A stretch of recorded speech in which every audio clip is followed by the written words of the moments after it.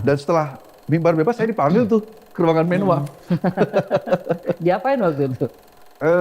Datang dari Koramil gitu kan, Hmm. datang dari Polsek gitu, Iya, iya, ditanya iya, gitu kan, ya diintimidasi lah iya, gitu kan, iya, iya. diintimidasi, ditanya-tanya macam-macam, itu selalu dulu, Mhm, selalu. mhm. Setelah mimbar bebas, setelah demo di mana itu pasti saya dipanggil ke Menwa Oh, menurutmu paling serem lah.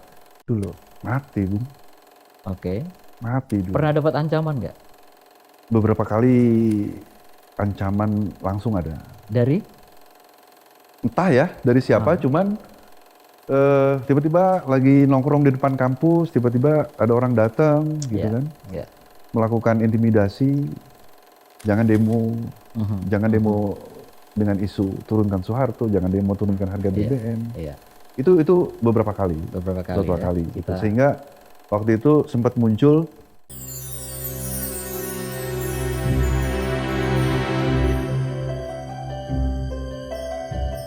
Oke, ya kita lanjut lagi di segmen 3 di menolak lupa. Eh, Bung Haung, ada nggak pengalaman dari mungkin bukan Bung Haung, mungkin dari teman-teman ya, yang kira-kira cukup cukup mengerikan lah kalau kalau kita pakai ukuran kebebasan hari ini ya. Saat demo, Iya, saat demo, saat beraktivitas. ya yang paling menyeramkan sih sebetulnya dulu itu di saat kita melakukan demonstrasi berhadapan dengan aparat, Mhm, iya, di iya. saat mereka sudah menghunus Hmm, senapan senapan ya, ya, dan itu sudah siap dikokang. ya, Itu teriakan yang muncul itu adalah Allahu Akbar. ya, ya, Saya jujur ya, Bung, saya eh, jarang cerita seperti ini ya, karena ya, ya. saya terharu gitu ya. Maksudnya Mhm, kalau saya ingat dulu, saya udah mati gitu, ya, ya, atau saya sudah hilang atau apa gitu ya, karena ya. itu tadi ya, karena situasinya memang sudah antara hidup dan mati, Mhm, gitu, sudah antara hidup dan mati. Apalagi pasca 98 itu reformasi kedua, waktu jilid ya, kedua ya, kan, gitu kan, ya. tragedi Semanggi, gitu kan. Mhm, Kita itu sudah benar-benar antara hidup dan mati. Jadi kita udah nggak memikirkan keselamatan kita lagi, mhm. tapi kita memang sudah benar-benar eh, berjuang itu sudah lillahi ta'ala. Iya, Nah, tetapi saat reformasi Semanggi satu, Semanggi dua, di saat sudah muncul banyak kepentingan, mhm. banyak klaim-klaim dari pihak-pihak tertentu, akhirnya teman-teman FKSMJ menyepakati untuk melakukan cooling down waktu itu. Iya, iya, Karena kita iya. menghindari adanya kepentingan-kepentingan yang akan mengambil kesempatan. Iya, banyak banyak yang nyusup Betul, kepentingan-kepentingan betul, di luar agenda kita ya betul, sebagai betul. aktivis mahasiswa. Nah, eh, keharuan seperti apa sih sebenarnya, Hong, yang membuatmu begitu Iya, merasa apa ya sangat mendalam gitu ke memori soal itu?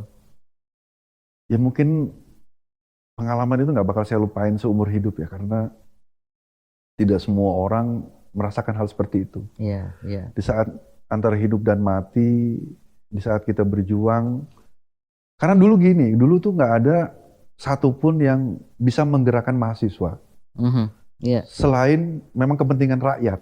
iya, iya, Itu iya, pure murni gitu loh. iya. Munculnya isu-isu kepentingan-kepentingan, oh ini sudah di gerakan si A, gerakan si B, Mhm, itu mhm. pasca reformasi gitu. Iya, Tapi 98 itu pure itu murni, baru muncul pasca reformasi. pasca Iya, reformasi gitu iya. loh. Jadi 98 itu memang pure murni gerakan mahasiswa untuk membela kepentingan masyarakat, kepentingan Mhm, rakyat. mhm. Dan dengan satu tujuan menurunkan Soeharto Iya, gitu loh. iya. Jadi saya mungkin teman-teman yang lain yang akan merasakan hal yang sama saya rasa gitu kan. Karena saya hanya bagian dari segelintir teman-teman juga yang ikut saat itu aksi demonstrasi. Mhm. Itu luar biasa, luar biasa. Mungkin Iya. dulu nggak haru, dulu nggak apa ya, nggak seperti saya terharu ini karena ini udah 20 tahun yang lalu gitu, udah Aha, berapa puluh aha. tahun yang Kalau lalu, 98, 2023, 25 tahun nih. 25 tahun yang Iya, lalu, betul. iya, Ya masih culun-culunnya, masih iya. imut-imutnya gitu kan.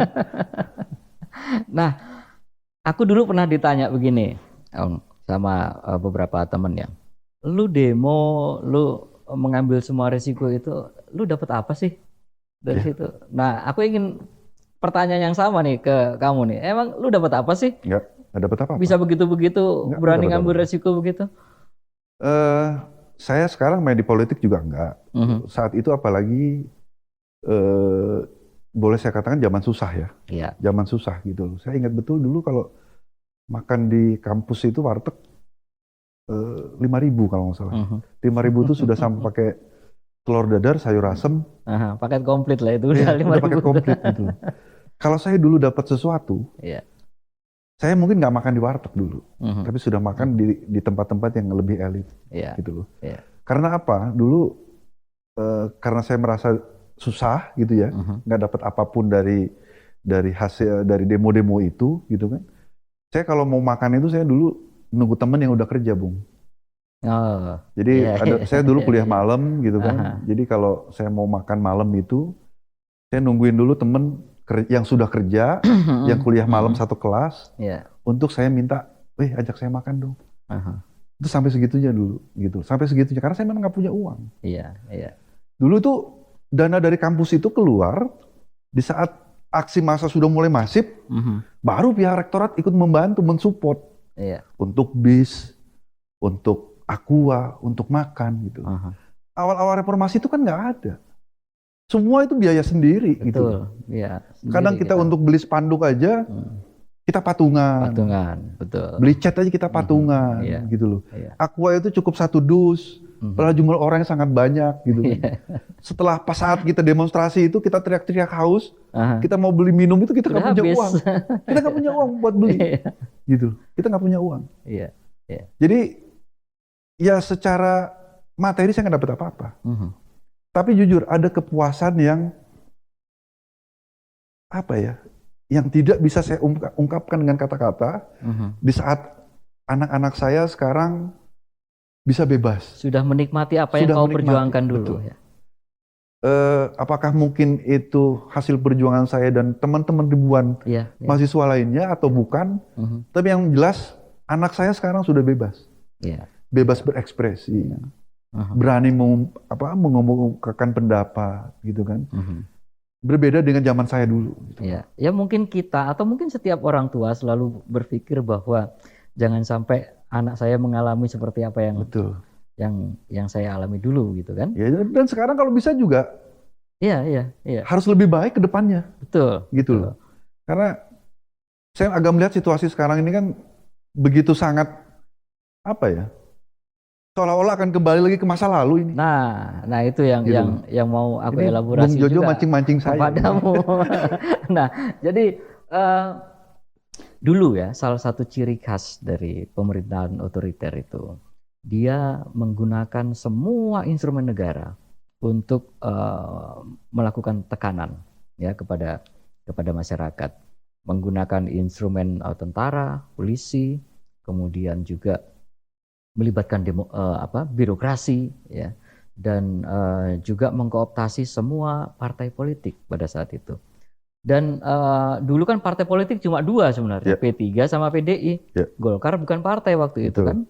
Jadi tapi dia bisa ikut pemilu, bukan partai tapi bisa ikut pemilu. Nah, kalau kita memotret yang dulu, coba kita refleksikan ke hari ini, itu fenomenanya menurutmu itu ada bau-bau kita mau balik nggak? Kelihatannya sih begitu ya. Saya dari pasca reformasi, lulus kuliah, saya tidak pernah berkecimpung di dunia politik. Iya. Tidak ikut partai politik manapun, gitu kan. Saya fokus bekerja, Iya. mencari nafkah untuk keluarga.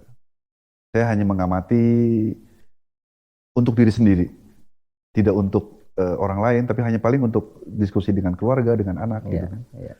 Tapi di saat sekarang melihat situasi dan fenomena sekarang ini, kok kayaknya Orde Baru jilid keberapa ini yang bakal muncul lagi gitu loh. Iya. Agak ngeri-ngeri juga ini. Iya. Gitu loh. Aku selalu bilang Orde Baru 4.0 sekarang. Bisa jadi. Iya. Bisa jadi gitu loh. Karena apa? Dulu salah satu cita reformasi adalah anti KKN. Ya, anti KKN. Tuh. Itu isu yang paling Kenceng ramai tuh, paling kenceng gitu kan. Hmm, Ini kelihatannya sudah mulai lagi. ya, Belum supremasi penegakan hukum, paham. seolah-olah ini sudah berjalan, tapi kan Ya, kenyataannya ya. itu sih mungkin. Oke, kita lanjut lagi nanti kita elaborasi setelah di sesi berikutnya. Bagi mereka itu apa ya? Situasi sekarang ini adalah situasi yang normal. Nah, Situasi oke. normal dalam arti gini. Saya memang tidak begitu mendalam ngobrol dari hati ke hati ya soal situasi ini. Cuman kalau saya Mhm, lihat ya.